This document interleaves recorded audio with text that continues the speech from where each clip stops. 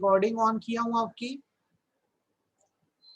Basically आज हमें ये पढ़ना है, लास्ट क्लास में तो हमने ये पढ़ लिया कि इकोनॉमी के फीचर क्या थे उस पीरियड में 1950 से 1990 में। आज हमको बेसिकली ये पढ़ना है कि एग्रीकल्चर पीरियड अपन यहाँ पे लिख देते हैं कब से कब तक का, 1950 से 1990 तक का। उस समय एग्रीकल्चर की इंपॉर्टेंस के बाद फीचर्स, फीचर के बाद प्रॉब्लम्स और प्रॉब्लम्स के बाद रिफॉर्म्स क्या रहे हैं। मतलब हमें इस चैप्टर में अब ये पढ़ना है मेनली कि एग्रीकल्चर का हमारी कंट्री के लिए क्या इंपॉर्टेंस है, एग्रीकल्चर के क्या फीचर रहे इन 40 सालों में, एग्रीकल्चर में हमने क्या प्रॉब्लम फेस किया है और एग्रीकल्चर में बदलाव क्या है हमारे देश में, रिफॉर्म्स क्या है। पहले बताओ ये बात समझ आई कि नहीं? चार पढ़नी है तो चलिए एक एक करके शुरू करते हैं। जैसे सबसे पहले हम जिस चीज से शुरू कर रहे हैं वो है एग्रीकल्चर का इंपॉर्टेंस। भाई एग्रीकल्चर का इंपॉर्टेंस क्या रहा है?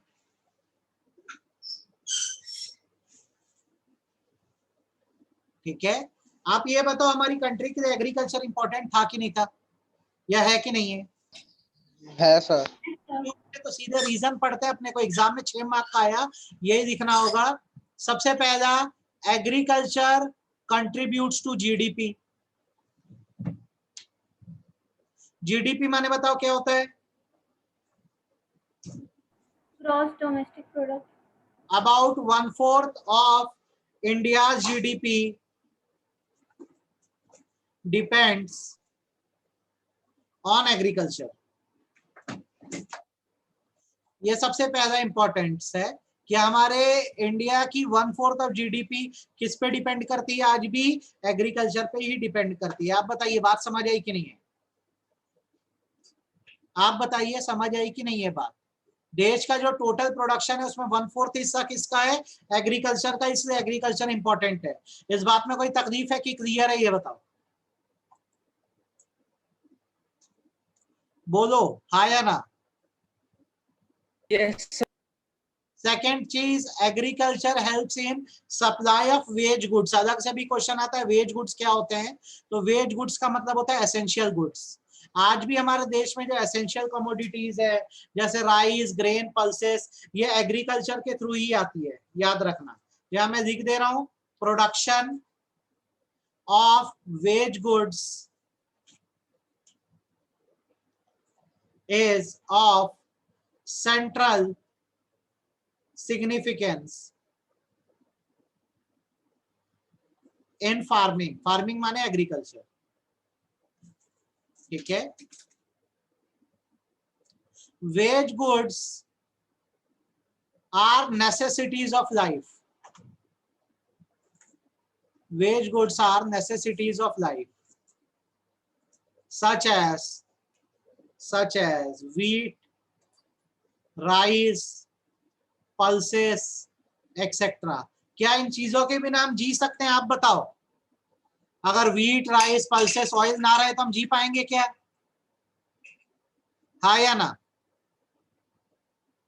मेरी आवाज क्लियर आ रही है तुम लोग को?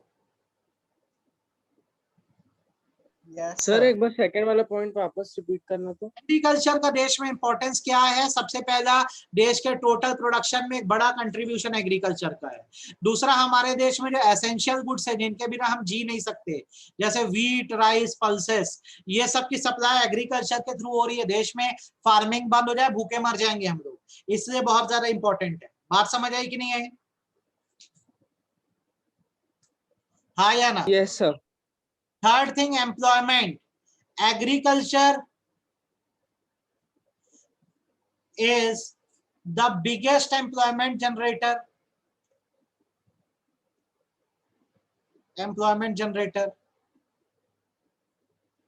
50%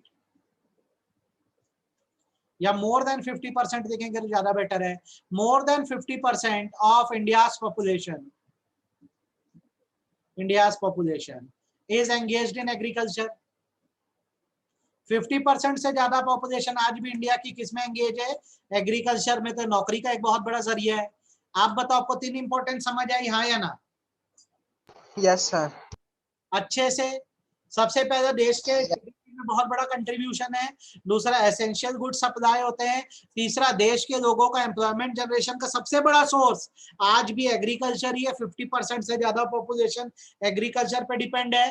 then industrial raw material, industrial raw material, आज भी इंडस्ट्रीज को जो रॉ मटेरियल सप्लाई होता है वो कहां से होता है? एग्रीकल्चर से ही होता है। Agriculture supplies raw material to industry. सही बात है, गलत बात है? जैसे एग्जांपल हम इसमें दे सकते हैं, भाई जब कॉटन जाएगा तभी तो टेक्सटाइल इंडस्ट्री काम कर पाएगी। जब सीड्स जाएंगे तभी तो ऑयल इंडस्ट्री चलेगी, ऑयल इंडस्ट्री चलेगी।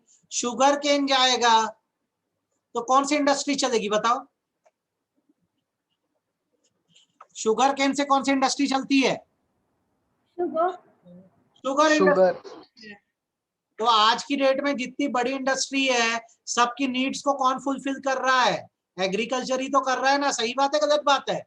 बहुत इजी है यार, एक बार में समझ आना चाहिए। इंपॉर्टेंस क्या है देश के लिए एग्रीकल्चर की? देश की जीडीपी में बहुत बड़ा कंट्रीब्यूशन है। आज एग्रीकल्चर के कारण ही हम एसेंशियल गुड्स मिल पा रहे हैं जो हमारी लाइफ की नेसेसिटी है। इन एसेंशियल गुड्स को वेज गुड्स कहते हैं। देश में एम्प्लॉयमेंट जनरेशन में बहुत बड़ा कंट्रीब्यूशन एग्रीकल्चर का है। इंडस्ट्रीज को जो रॉ मटेरियल मिल रहा है वो किसके थ्रू मिल रहा है? एग्रीकल्चर के थ्रू मिल रहा है। देन इंटरनेशनल ट्रेड में भी एक बहुत बड़ा कंट्रीब्यूशन है, कंट्रीब्यूशन टू इंटरनेशनल ट्रेड। ठीक है। इंडिया के कुछ एग्रीकल्चरल प्रोडक्ट्स हैं जो दूसरे देशों में बहुत ज्यादा सेल होते हैं या बिकते हैं, जिनका बहुत ज्यादा एक्सपोर्ट होता है। Agricultural exports constitute a substantial part of export, substantial part of export, mainly jute. ये सब नाम याद रखना, क्या क्या मेनली एक्सपोर्ट होता है ज्यादातर। Jute, cashew nuts, tobacco, coffee और स्पाइसेस, मसाले, ये हम लोग बहुत ज्यादा एक्सपोर्ट करते हैं। तो एग्रीकल्चर का जो कंट्रीब्यूशन एक्सपोर्ट में है वो भी बहुत ज्यादा है। क्या आपको मेरी बातें समझ आ रही है कि नहीं? ईमानदारी से बोलो, मेरी बातें समझ आ रही है कि नहीं? हाँ या ना? क्या मेरी बातें आपको अच्छे से समझ आ रही हैं? हाँ या ना? Yes sir. श्रेयांश क्लियर हो गया? Yes sir. पूछे तो इंपॉर्टेंस आपको समझ आई है कि नहीं आई है? देन और क्या इंपॉर्टेंस है? तो इसका ये स्कूल में करा दिए कि नहीं कराए अभी? सर वो चालू करी और बीच में ही छोड़ के आज मैक्रो इकोनॉमिक्स। Yes sir. क्या कराई? वो बता रही थी फ्लो ऑफ ऐसे कुछ बता रही थी। Circular flow of income. हाँ सर। और मैंने प्रोजेक्ट के लिए बोला तो मैं डांट भी खा ली। क्या करी? डांट दी है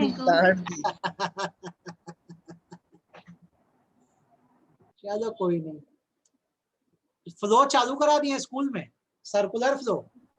यस सर। चलो बढ़िया है, बढ़िया है। तुम लोग क्या बढ़िया सर, कुछ समझ भी तो आना चाहिए। है? एक वीडियो भेजूंगा, आधे घंटे का देख लेना, थोड़ा थोड़ा समझ आने लग जाएगा। ठीक है,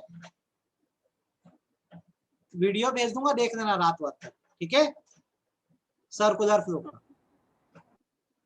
ठीक, पढ़ रहे हो तो ठीक है, साइड बाय साइड स्कूल में चल रहा है कवर अप करने के लिए। मैं रिकॉर्डेड एक मेरा वीडियो बने हुए हैं बहुत सारे सर्कुलर फ्लो के, मैं भेज दूंगा, तुम लोग को समझ एकदम अच्छे से आ जाएगा। ठीक है, सिर्फ 2-3 दिन और रहेगी स्कूल। अच्छा, फिर छुट्टी? तो अपन जो पढ़ रहे हैं वैसे ही पढ़ते रहे आराम से फिर। Yes sir. अपन छुट्टी नहीं देंगे ना गर्मी की, अपन पूरा गर्मी की छुट्टी में इसके मैक्सिमम पोर्शन खत्म कर चुके हैं। ठीक है, यस सर। तो ये अभी जो पढ़ाया है वो समझ आया कि नहीं आया, ये बताओ। आ गया सर। भाई Yes, sir, आ गया। कंट्रीब्यूशन एग्रीकल्चर का हमारे डोमेस्टिक ट्रेड में भी है। डोमेस्टिक ट्रेड में क्या, अगर मैं बताऊं कंट्रीब्यूशन है, तो इंडिया में जो मेजर सप्लाई होती है आज की डेट में वो एग्रीकल्चरल प्रोडक्ट्स की होती है, चाहे वेजिटेबल से स्पाइसेस ले लो, मार्केट में जाओगे वही तो सब आपको मिलता है कि नहीं मिलता। तो आज भी हमारे जो कंज्यूमर्स हैं वो डोमेस्टिक मार्केट में हमारे एग्रीकल्चरल प्रोडक्ट पे ही पूरी तरह से क्या है, डिपेंडेंट है। तो जितना हम एक्सपोर्ट करते हैं उतना ही अपने देश के अंदर भी सप्लाई करते हैं। क्लियर है? हाँ या ना? Yes sir. देन वेल्थ अब जो अपने नेशन की जो है वो एग्रीकल्चर से ही इक्वेट होती है। Maximum assets in form of land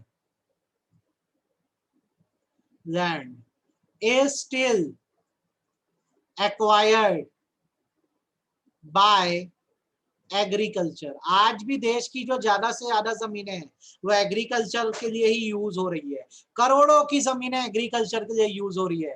तो ये बताता है कि एग्रीकल्चर हमारी देश की वेल्थ को बहुत ज्यादा बढ़ाता है। बोलो कितना क्लियर है?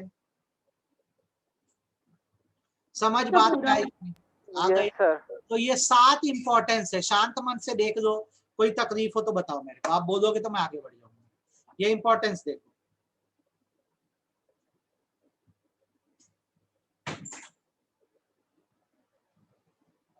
ये देख लिए पहले दो?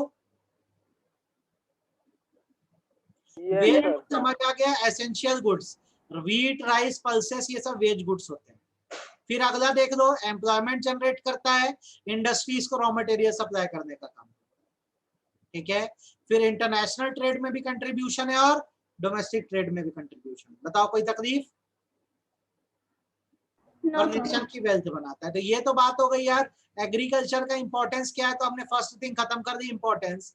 अब अगला आता है कि एग्रीकल्चर के फीचर क्या है हमारे देश में।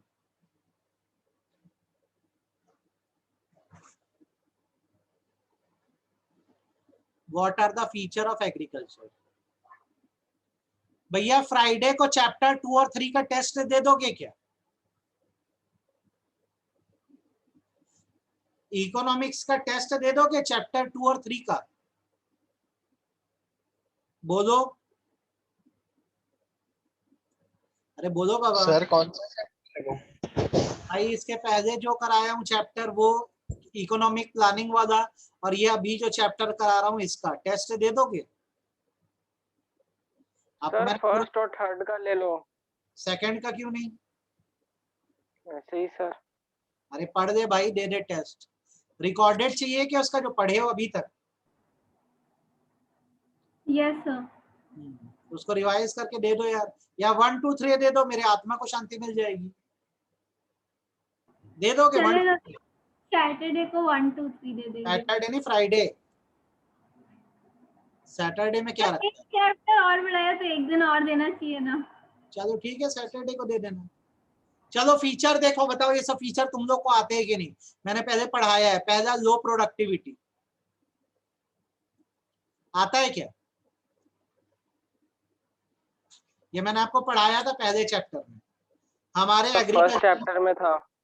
प्रोडक्टिविटी लेवल लो था, मतलब पर हेक्टेयर ऑफ लैंड में जितना प्रोडक्शन होना चाहिए उतना प्रोडक्शन नहीं होता था। ध्यान आ रहा है? ये पढ़े हैं क्या अपन? Yes sir. अच्छा, दूसरा ये भी पढ़े हो क्या, dependence on rainfall? Yes sir. पढ़े हो? ये भी पढ़े हो क्या, subsistence farming? Yes sir. Small land holdings? Yes sir. Fragmented land holding, ये पढ़े हैं अपन? नहीं पढ़े? पढ़े कि जमीन के छोटे छोटे टुकड़े थे जिसके कारण लार्ज स्केल पे हम फार्मिंग नहीं कर पाते। सही बात है। देन हमारी बैकवर्ड टेक्नोलॉजी थी फार्मिंग की। ये 1950 से 1990 तक की बात कर रहे हैं ना। हम हाथ से ही फार्म को रेस करते थे, क्रॉप रेस करते थे, बैल जैसे इंसानी हल खींचता रहता था। मदर इंडिया पिक्चर देख लेना। और एक बहुत बड़ी दिक्कत थी डिस्गाइज्ड अनएम्प्लॉयमेंट की। कितने लोग तीनों में से इसका मतलब जानते हो? डिसगाइज्ड अनएम्प्लॉयमेंट, क्या आप इसका मतलब जानते हो? सर एक ही फील्ड में एक्स्ट्रा लेबर्स काम करे, जितना काम करना चाहिए उसके एक्स्ट्रा और लेबर काम करे एक ही फील्ड में। Very good. डिसगाइज्ड अनएम्प्लॉयमेंट को हिडन एम्प्लॉयमेंट भी बोलते हैं। ये एग्रीकल्चर में एक बहुत बड़ा फीचर है। क्या था कि भाई एक घर में जैसे एक मेल और फीमेल, वो फार्म में फार्मिंग करते थे, तो मैं बोलता हूँ यार 100 यूनिट्स प्रोड्यूस होते थे। उनके 4 बच्चे, तो घर में हो गए 6 सदस्य। ये बच्चे भी क्या हुआ, फार्म में ही खेती कर रहे हैं, लेकिन अभी भी जो प्रोडक्शन है वो 100 यूनिट का ही है। तो इससे आपको क्या समझ आता है कि ये जो 4 लोग एडिशनल है, इनके आने से भी प्रोडक्टिविटी में कोई फर्क नहीं आया। मतलब ये लोग सिर्फ धोखा देने के लिए काम कर रहे हैं, एक्चुअल में कोई मेहनत नहीं कर रहे हैं। अगर मेहनत करते होते तो प्रोडक्शन बढ़ जाता। आप बताओ, बात समझ आई कि नहीं है? Yes sir. अच्छे से आई कि आधी अधूरी आई? अगर मैं अपने पापा के दुकान में बैठ जाऊं और उसके बाद भी कमाई ना बढ़े, मतलब ये है कि मैं बेरोजगार आदमी हूं जो अपना मुंह छुपाने के लिए खाली व्हाट्सएप चलाते दुकान में बैठा रहता हूं। बात कितना क्लियर है? अब क्लियर है सर। तो भाई ये हो गए फीचर्स। फीचर और डिटेल में समझाना पड़ेगा कि समझ आ जाए? सौम्य फीचर समझ आए कि नहीं? अंश फीचर समझ आए कि नहीं? आगे सर। समझ आ गया। आपको इम्पोर्टेंस समझ आया, आपको फीचर समझ आया, दोनों चीजें क्लियर है? यस सर, क्लियर है। Yes sir. अब भाई तीसरी बात पे आते हैं कि ये प्रॉब्लम्स है क्यों, एग्रीकल्चर के साथ दिक्कत क्या है हमारे देश में। What is the problem of लिखना गलत होगा। ये कोर थ्योरी है ना, इसको सिर्फ एक बार देखो और एग्जाम में अगर पॉइंटर्स याद होंगे तो आप अपने वर्ड्स में एग्जाम में लिख के आ सकते हो। चीजों की मीनिंग पता होनी चाहिए, कब क्या कैसे है। बस एग्रीकल्चर के साथ दिक्कत क्या है, प्रॉब्लम क्या है इंडिया में? सबसे बड़ी दिक्कत जो होती है वो है प्रॉब्लम ऑफ फाइनेंस या डेफिशिएंसी ऑफ फाइनेंस। अच्छा एक बात बताओ, फार्मर के खर्चे कम होते हैं कि ज्यादा होते हैं? और फार्मर खर्चा किस चीज पे करेगा? फार्मर को फाइनेंस क्यों चाहिए ये बताओ? सीड्स और फर्टिलाइजर। न्यू मेथड्स के लिए भी। सीड्स के लिए, फर्टिलाइजर के लिए, ठीक है, अलग अलग तरह के इनपुट्स के लिए भी चाहिए, सही बात है। मशीनरी खरीदने के लिए भी चाहिए, मशीनरी। ठीक। अब अक्सर क्या होता है कि इन सारे पैसों की रिक्वायरमेंट के लिए ये नॉन इंस्टीट्यूशनल सोर्सेस का यूज करते हैं। नॉन इंस्टीट्यूशनल सोर्सेस का मतलब होता है साहूकार, सेठ या कोई भी मनी लेंडर होता है। अब ये लोग पैसा तो दे देते हैं, लेकिन इतना high rate of interest charge करते हैं कि या तो वो फार्मर बॉन्डेड लेबर बन के रह जाता है, बंधुआ मजदूर बन जाता है, या तो सुसाइड कर देता है, आत्महत्या कर देता है। अब देखते हैं किसान कितना आत्महत्या करते हैं, क्योंकि ये लोग छोड़ते तो है नहीं सेठ साहूकार। अब आप बोलोगे कि सर इन लोगों को बैंक जाना चाहिए, मतलब इंस्टीट्यूशनल सोर्स के पास जाना चाहिए। तो इंस्टीट्यूशनल सोर्स के पास या बैंक के पास जब ये जाते हैं तो बैंक पहले तो इनकी क्रेडिट वर्दीनेस देखता है कि लोन हम इनको दे दिए तो चुका पाएंगे कि नहीं। इनसे गिरवी विरवी मांगता है जो लोग दे नहीं पाते, तो बैंकों से इनको पैसा मिलता नहीं, और जिनसे पैसा मिलता है वो इतना रेट ऑफ इंटरेस्ट चार्ज कर देते हैं कि ये लोग वैसे ही बर्बाद हो जाते हैं। तो एग्रीकल्चर के साथ एक बहुत बड़ी प्रॉब्लम ये है कि फाइनेंस या लोन मिलता नहीं है। जिनसे मिलता है वो बर्बाद करने के लिए बैठे हैं, और जिनसे मिल सकता है वो लोन देते नहीं है जब तक आप एक बड़े फार्मर ना हो। आप बताओ, बात समझ आ गई कि नहीं है? Yes sir. अच्छे से आई कि आधी अधूरी आई? आ गई सर। आ गई। दूसरी दिक्कत हमारे यहाँ ये है कि हम लोग स्मॉल लैंड होल्डिंग्स रखते हैं। मतलब जैसे अगर मैं बोलूंगा एक बड़ा फील्ड है, तो उसमें ना मेड़ के थ्रू या बड़ी बड़ी मट्टियों के थ्रू ऐसे ऐसे फील्ड बटे रहते हैं छोटे छोटे। आप लोग ने भी देखा होगा, कभी देखा है नहीं देखा है? क्रिकेट खेलने गए हो ऐसे कभी? ऐसे बड़े बड़े मट्टी के बने रहते हैं, उससे पार्टीशंस रहता है फील्ड्स का, आपने Yes, कभी देखा? तो अब ये क्या छोटे छोटे खेत है, तो एक किसान इतने पे ही फार्मिंग कर रहा है, उससे ज्यादा क्रॉस किया तो मार काट हो जाती है, तो प्रोडक्शन ज्यादा हो नहीं पाता है इन टुकड़े टुकड़े लैंड होल्डिंग्स के कारण। बात समझ आई कि नहीं आई? yes sir. यस। तीसरी प्रॉब्लम जो हमारे साथ है वो ये है कि हमारे यहाँ लैक ऑफ ऑर्गेनाइज्ड मार्केटिंग है। मतलब जैसे प्रॉपर मार्केटिंग फार्मर्स के सामान की होनी चाहिए, प्रोड्यूस की होनी चाहिए, होती नहीं। हमारे यहाँ क्या सिस्टम चलता है कि फार्मर ने अपने क्रॉप रेस करे, वो इसको लेकर जाता है मंडीज में। मंडीज में बैठते हैं इंटरमीडिएट या मिडिल मैन इन फार्मर्स को मजबूर करते हैं कि इस रेट में हम तुम हमको बेचोगे, अगर हमें नहीं बेचोगे तो वैसे भी तुम्हारा पूरा क्रॉप फेंकने में जाएगा।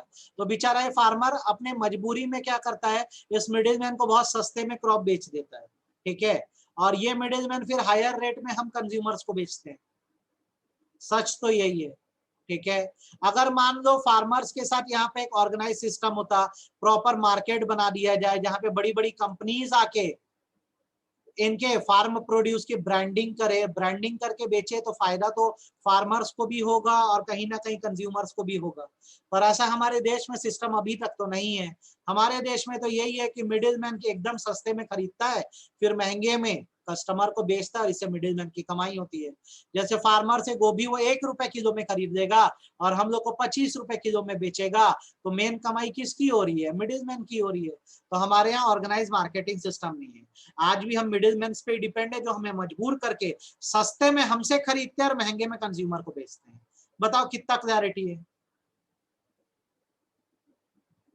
समझ आया कि नहीं आया प्रॉब्लम? एक तो पैसे की कमी, जमीन के छोटे टुकड़े, और तीसरा हमारे देश में ऑर्गेनाइज मार्केटिंग सिस्टम का ना होना। ये 3 बहुत बड़ी दिक्कतें हैं। तीनों अच्छे समझ आई कि नहीं आई? हाँ या ना?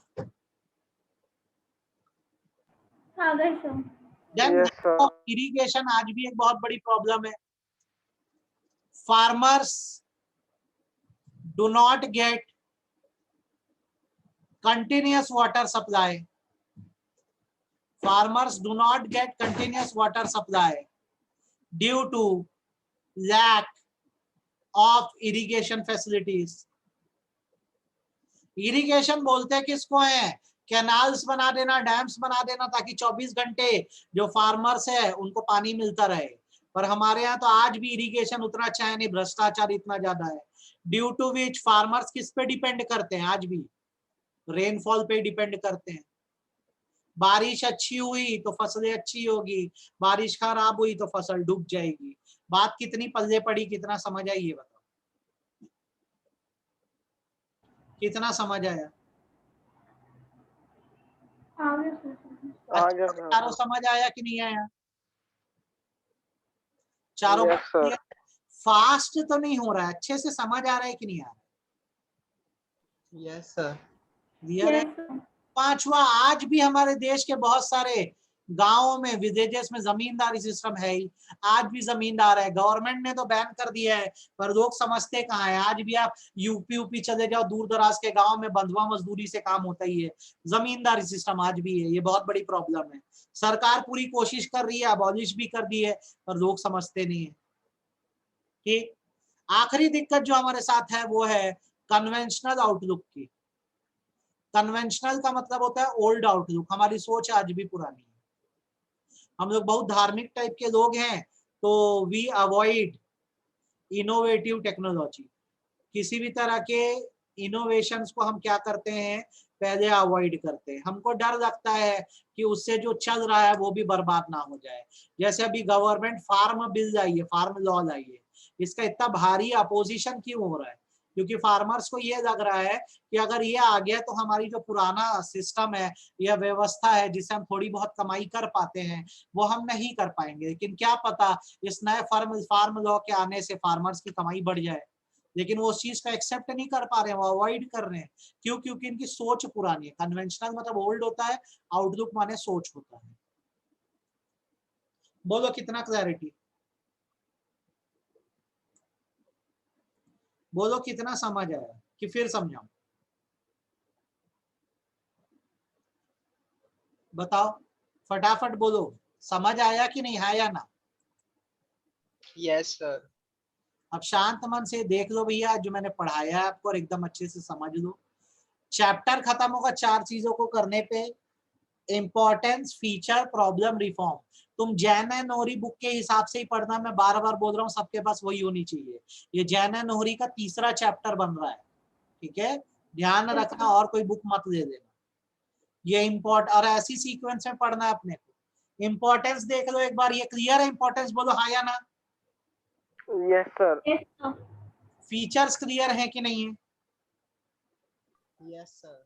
Yes sir. अरे प्रॉब्लम जो मैंने बताई क्या है? डेफिशिएंसी ऑफ फाइनेंस, पैसे की कमी, छोटी छोटी land holding, lack of organize marketing, lack of irrigation, zamindari system और सोच का पुराना होना। ये समझ आया कि नहीं, है या ना? Yes sir. इसमें कोई फिगर्स नहीं है, प्लेन वर्ड्स है, प्लेन लाइन है, फटाफट अपने को बस पढ़ना है इसको, ठीक है। कल की क्लास में हम रिफॉर्म्स पढ़ेंगे। रिफॉर्म थोड़ा बड़े टॉपिक है। कल हम लोग रिफॉर्म पढ़ेंगे कि एग्रीकल्चर में हमारे देश में क्या रिफॉर्म आए, और ये चैप्टर हमारा कंप्लीट हो जाएगा। क्या हो जाएगा? कंप्लीट। जैसे ये चैप्टर खत्म होगा, बिजनेस स्टडीज का एक और चैप्टर कर दो तुम, ठीक है। Okay sir. ये कर दो। बिजनेस स्टडीज में चैप्टर 2 में ही चल रहे हैं ना?